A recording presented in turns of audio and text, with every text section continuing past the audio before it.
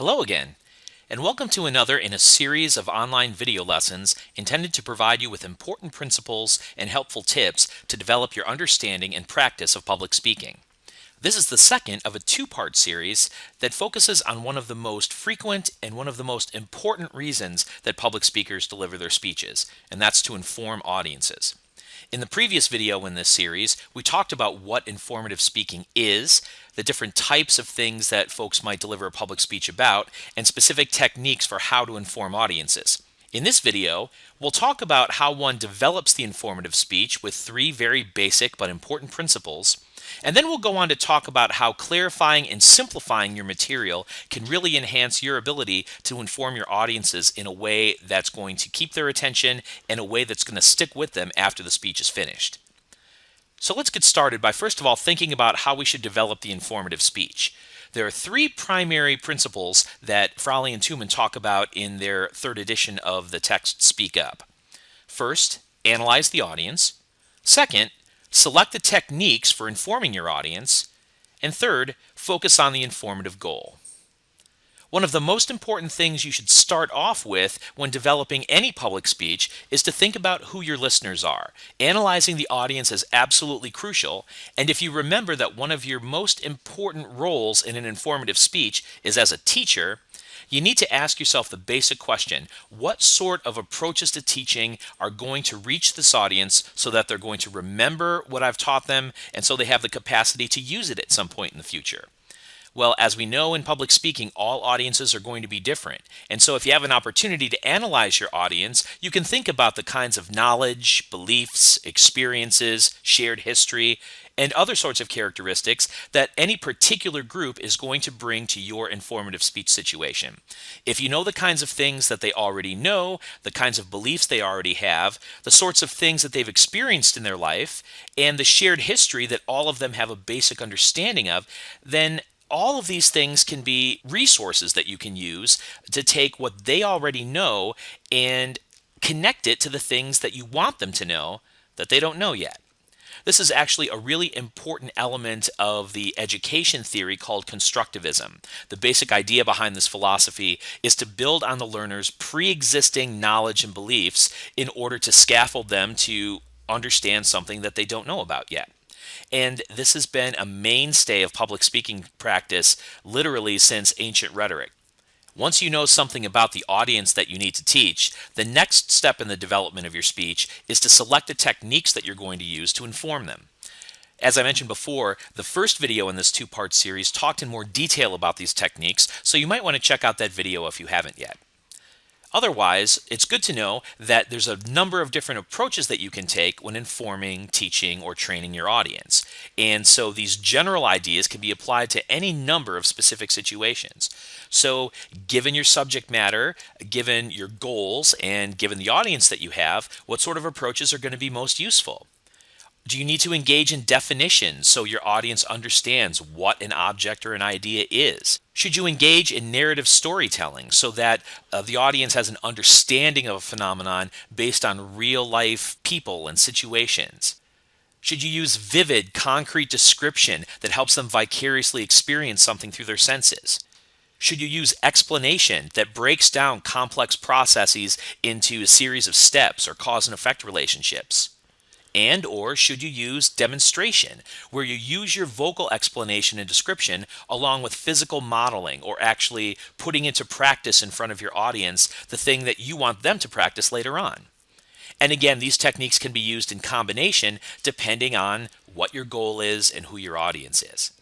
Okay, so after you've analyzed your audience and selected the techniques that you need to use, the final principle, which is really a principle that you'll use throughout this process, is to focus on the informative goal. What is your specific rhetorical purpose? What is it that ultimately you want to do with your audience? What kind of effect do you want to have? And when we're talking about informing or teaching, you need to think about what is it after the speech is over do you want your audience to remember and to apply in the future? All right. So we've got three simple but really important steps for developing your informative speech. Analyze your audience, select the techniques that would best inform them, and focus on your informative goal. Now, part of what's going to go on here is your need to clarify and simplify the ideas and information that you want to present. This is especially important when time is of the essence. In the typical public speaking class, the informative speech assignment really doesn't take any more than 5 to 7 minutes. Now, when you're in other kinds of professional situations, this might expand to a 10 or 15-minute briefing, a 20-minute lecture, a 50-minute presentation before a larger audience. But you'll find that the more important the subject matter is for your audience, the less time you're really going to find available in order to really effectively cover your material. So, clarifying and simplifying is absolutely crucial. And there's 5 key ways that Fraley and Tuman suggest you can go about this.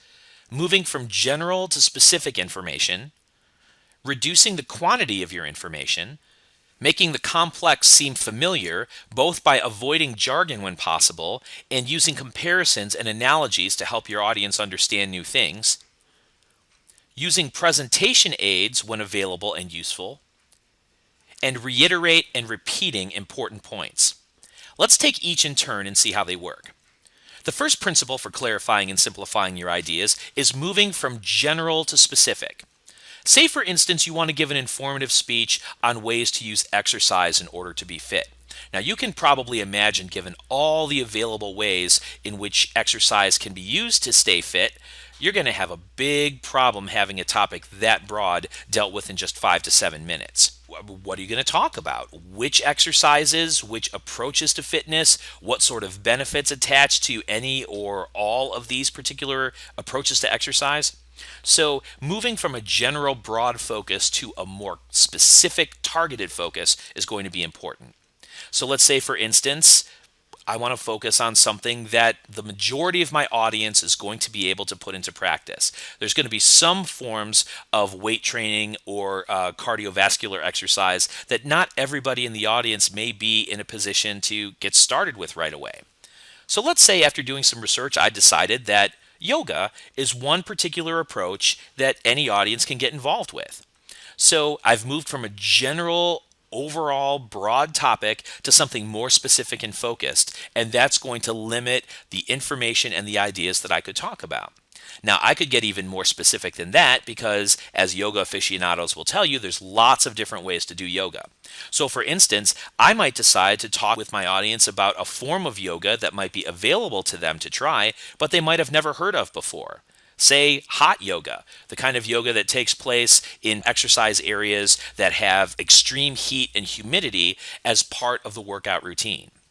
And so audiences might be intrigued. So moving from general to specific foci, both for your topics and the information and ideas that you present within those topics, is going to be something that really helps you out. Because the more targeted the information you provide, the easier it's going to be for your audience to grasp it and process it. Secondly, you want to try to reduce the quantity of information. On any given topic, there is so much stuff that you can talk about. And you only have a limited amount of time in order to do it. And your audience is only going to put up with so much detail before they either get bored or they get overwhelmed. So when you think about, say, giving an informative speech on yoga and you start looking at the kinds of poses you might want to tell your audience about, whoa. There's no way you could possibly cover all of that stuff. And even if you could, it would really tax the audience's patience to be able to process it, and you'd have a really tough time having them retain any of it later. So let's say with further research, you discovered that you can focus your topic a bit further, not just on yoga for fitness, but perhaps yoga for digestion and relaxation. And there's a discrete set of 9 simple poses that you would be able to discuss in the speech that would cover the important points that you would want to make with that more focused topic. This would be a quantity of information on a more focused topic for the speech that your audience would be able to process much more easily at the time and would have a much better chance of retaining and applying after the speech is over. So reducing the quantity of information is a really important principle for keeping your ideas clear and simple. The third principle is to make the complex seem familiar. One of the things that makes an informative speech really neat is you have an opportunity to share something with your audience that they've never heard about before, and audiences find new, innovative topics potentially fascinating. The problem is, if you're trying to teach your audience, something that's going to be unfamiliar to them is going to be a bit of a struggle. So you need to figure out ways to take complicated new stuff and have it seem more familiar to the audience so it doesn't seem quite so alien and they have an easier time processing it. One strategy to do this is to avoid jargon, or at least to put jargon in its place. Jargon refers to the technical terminology that's often used in a specific field or area of endeavor. So, thinking about yoga, for instance, there are a whole host of terms that come from the original Hindu language that could seem a bit off putting to the yoga neophyte. Asana, vinyasa, chakras, pranayama, surya namaskara, tadasana, virabhadrasana. Now, using this terminology might actually build your credibility and expertise on the topic if you know something about these concepts in this very exotic sounding language. But if you overuse those words, and particularly if you don't really give your audience a sense of what they mean, it could actually really backfire on you. But if you take the time to establish for your audience very simply that asana refers to a yoga pose or a posture, and vinyasa is a flow or a series of these poses that works in one fluid motion, that chakras are really the energy centers in your body that are connected to different organs and areas of health. Pranayama is essentially controlled breathing. Surya Namaskara is the warm-up poses that you would use to get ready for a yoga workout. Tadasana is a specific pose that's frequently used called the mountain pose, and Virabhadrasana is a warrior pose. Now take those last two in particular.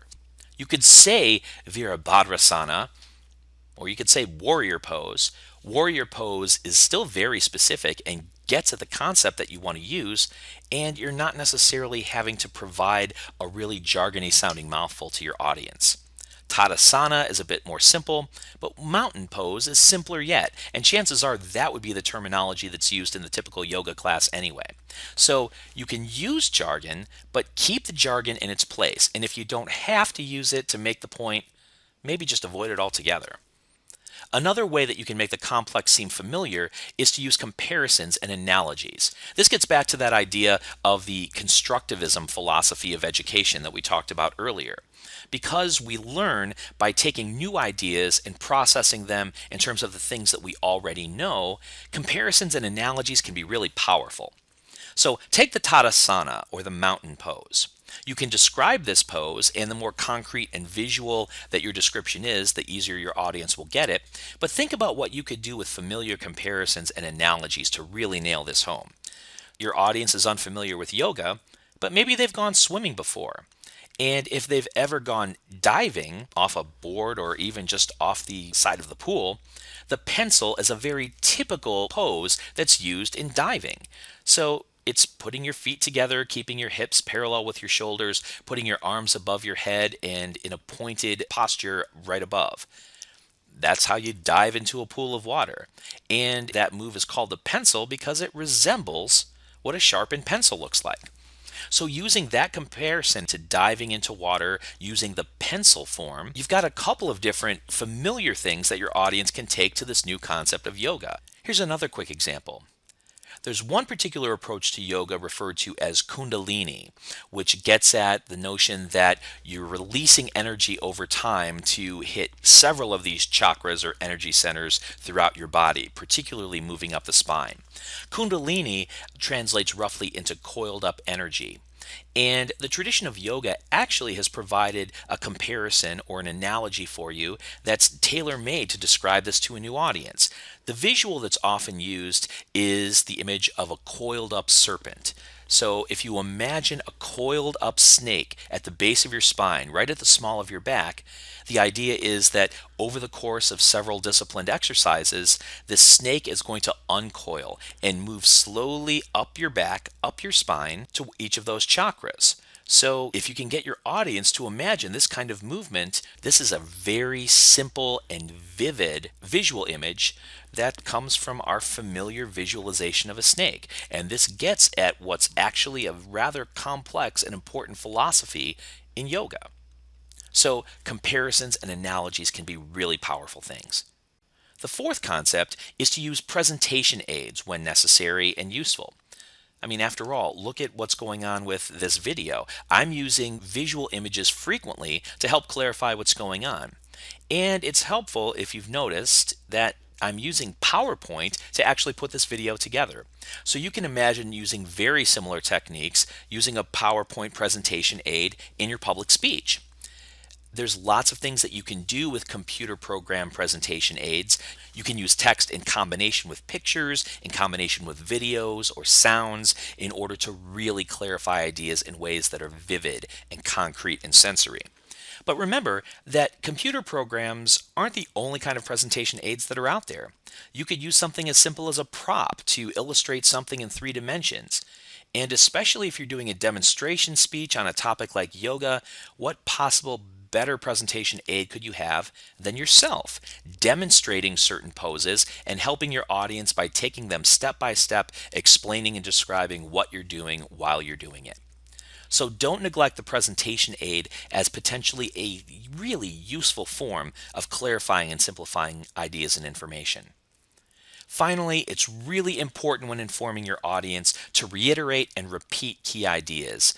Repeating is a concept that's pretty simple. You say the same thing multiple times in the same speech, verbatim, using the same words. You might think about the thesis statement as probably the most central time to do this. Towards the end of your introduction, you present your thesis statement clearly, and then towards the beginning of your conclusion, you present the same thesis statement clearly, using the same words to sort of provide a bookending effect. At the beginning of your speech and the end of your speech, the thesis statement is the one idea that brings them all together. Reiterating is like repeating, but a bit different. You're still going to be repeating the concept throughout the speech, but you can use slightly different words. This way your audience doesn't get caught up in a very robotic, mechanical repetition over and over and over again, the same words in the same way. That can actually be a bit off-putting. But just changing up the words a little bit in strategic places can make all the difference. So imagine in this speech on yoga, if my thesis is yoga is a form of exercise that provides a variety of health benefits. I'm going to repeat that, like I said, in my introduction and in my conclusion. But when else can I reiterate these concepts so that I can always keep my audience thinking about my thesis? Well, the wording of your main point topic sentences and your transitions between sections can be a really strategic way to do this. So I might frame the topic sentence for my first main point like this: improved heart health is one of the many health benefits of yoga. Then for my second section, I can frame the topic sentence for my second main point like this: yoga's health benefits include better muscle tone and flexibility. And then I can frame my third and final main point like this: stress reduction may be the most important health benefit of yoga. So each of my main points is going to focus my audience's attention on a different topic: improved heart health, muscle tone and flexibility, and stress reduction. But at each of these topic sentence moments, the primary elements of the thesis are there, the many varied health benefits of yoga. And so I've actually reiterated this concept between these 3 main points, as well as my thesis and the introduction and the conclusion, 5 times. But changing up the words a little bit when I get to those main points can give just the variety that's necessary to get the benefits of the repetition without sounding like a broken record. To conclude this lesson, we focused on important principles for developing the informative speech. You need to keep 3 primary ideas in mind throughout the process. Analyzing the audience so that you can always know what they're bringing to the table, building on their ideas and experiences and knowledge in order to help them learn new information. Secondly, selecting the techniques that are going to be most useful to take your information and your rhetorical purpose of teaching them to your specific audience. And third and finally, when doing all of this, always focusing on your informative goal. What is the key objective you have for teaching your audience and having them recall and apply this stuff after the speech is over? We also then talked about clarifying and simplifying your material, talking about 5 simple but powerful techniques for doing this. Moving from general topics and information to specific topics and information, reducing the quantity of information to something that's more easily processed and retained by your audience, Making the complex seem familiar by avoiding jargon language or at least keeping it in its place, as well as using familiar comparisons and analogies to help them understand new concepts in terms of things they already know. Using presentation aids when possible to help your audience visualize and otherwise grasp what you're talking about in sensory ways. And finally, reiterating and repeating important ideas and points that you want your audience to never forget. All right. If you have any questions or concerns about any of these concepts and techniques, please don't hesitate to reach out and let me know. Otherwise, I'll see you next time.